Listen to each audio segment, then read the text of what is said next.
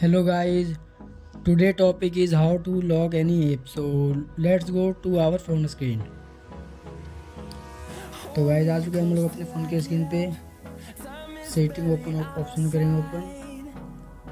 उसके बाद नीचे जाएंगे, यहाँ पे एक आपको सिक्योरिटी का ऑप्शन दिएगा, उसे ओपन करना है। एंड यहाँ पे एक प्राइवेसी एंड ऐप इंक्रिप्शन का ऑप्शन होगा, इसे इनेबल करें। मेरे में लॉक लगा है इसलिए आपको शो नहीं हो रहा होगा।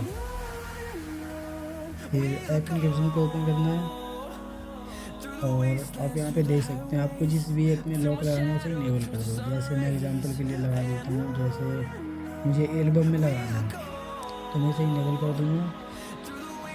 तो आप देख सकते हैं, ये देखो अब मैं इस पर क्लिक कर रहा हूँ, लॉक का दिखा रहा है। इस तरह से आप भी लॉक लगा सकते हैं। तो thanks for watch my video.